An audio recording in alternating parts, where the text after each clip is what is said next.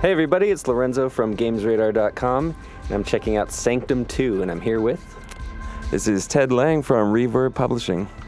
All right, for those who haven't heard of Sanctum or the Sanctum series, can you give us an overview of what we're looking at? It looks like a first-person shooter, tower defense kind of shooter game. Exactly. The tower defense genre has really been getting big lately. A lot of people really like it, but also first-person shooters are as popular as ever. So what this is actually taking everything people love about tower defense and everything people love about first-person shooters and seamlessly mashing it up, and it's just, yeah, really, really fun. Well, so what's happening right now? Like, it looks like you have some fortifications set up already, and got a wave going. Yeah, so right now, basically, you have a build phase and a combat phase.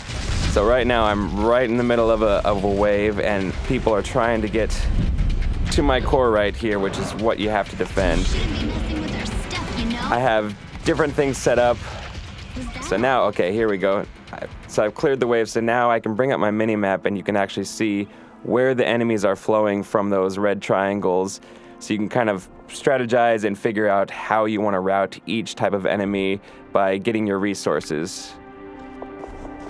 So right here is my wall resources. So I can actually now place up to 11 walls. And they drop from the sky, just as walls always do. This should hurt. And as you can see now, I can actually make this line move by...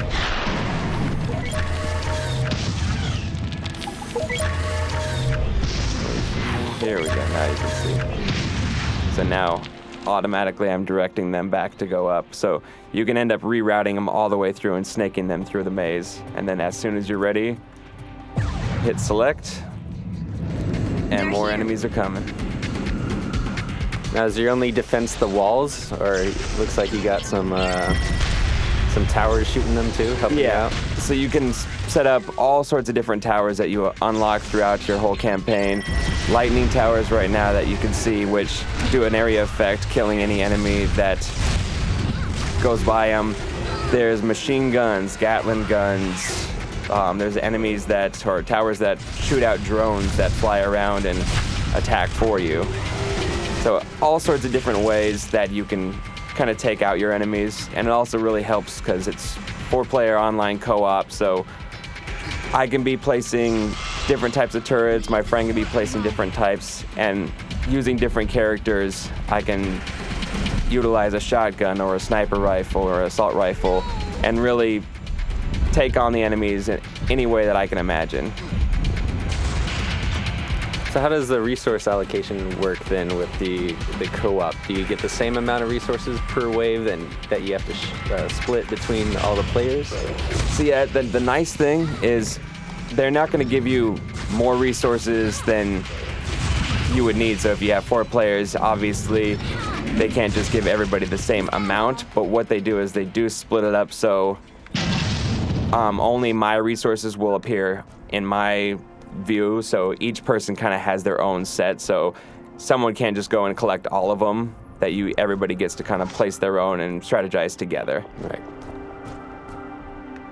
Can you talk a little bit about the player classes and the weapons? Yeah, so there's 4 player classes. On Sanctum 1, there was only one main class, and you kind of just used her to choose whatever weapons you want, but now there's 4 whole characters, and they kind of go through the different type of familiar classes between the soldier class, which is the main character Sky, who uses an assault rifle. Then there's Sweet, which is her sister, who uses a missile launcher, and she actually has the ability to set enemies on fire. And that's who you are right now. That's who I am right now, because yeah, I love missiles. And then there's Hagen, who's more of kind of your tanking class. He takes a lot more health and has a shotgun, so it's really all about getting up and close and personal with your enemies. And then Simo, who's the robot class, and he's a sniper class that also has way more accuracy. You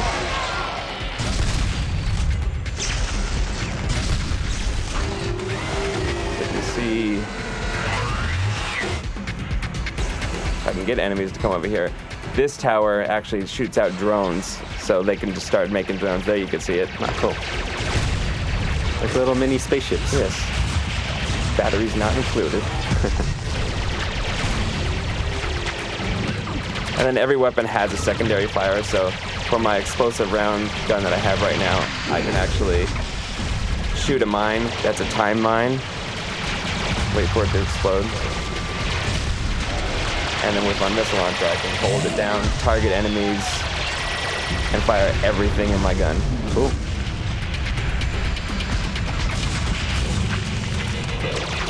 Now you mentioned before that you don't necessarily have to stand there and reload. You could just switch through your weapons. Yeah, that's the nice thing with it being a tower defense. You kind of are getting onslaughted with enemies, so if I unload this clip, instead of hitting reload, I can just switch weapons, and while I'm shooting my next one, I'm already reloading kind of automatically, so you can just really switch back and forth, just dumping your clips off of each weapon.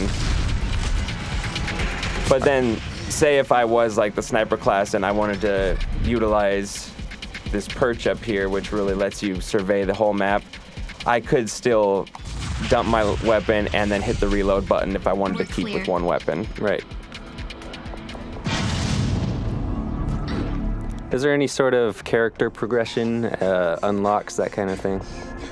It's more of a profile progression where you will be leveling up through beating levels, doing different challenges that give you more XP, which unlocks more tower slots so you can have more towers available, because you do start off with just being able to select one.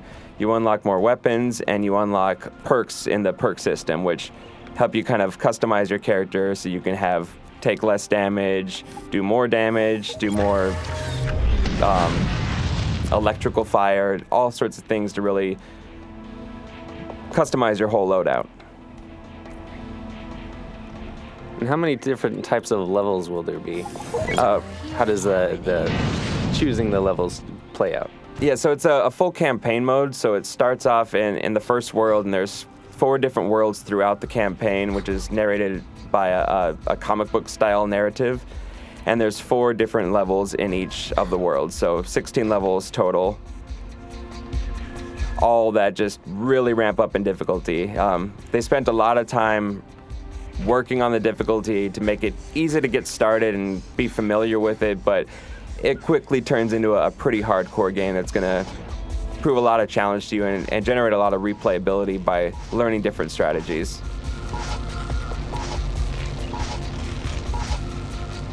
And the difficulty ramps up by, the volume of enemies and the types of enemies. The volume and definitely the types.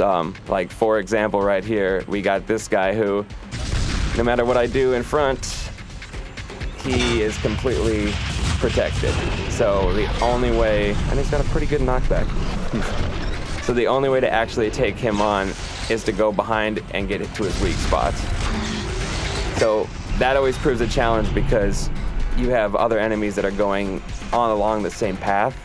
So if I'm trying to get behind him to take him out. Oh, and he's turning around and shooting. Yeah. That doesn't help either. This guy does not like me for some reason. I just want to kill him, that's...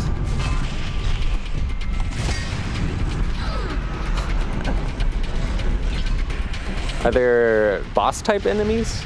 Yeah, so there will be big boss waves. Everything from this giant armored beetle to my least favorite boss, who you could spend your whole time strategizing and building this intricate tower direction system where it's guiding the players, and his ability is just to smash any tower that he wants to. So you can have a full maze set up and he'll just plow through the entire thing and just go right to your core.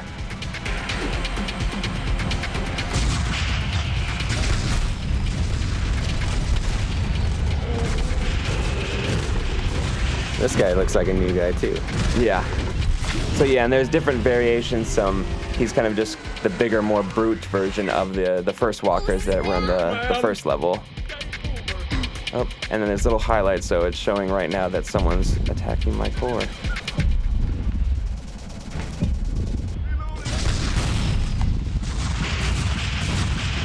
All done for now.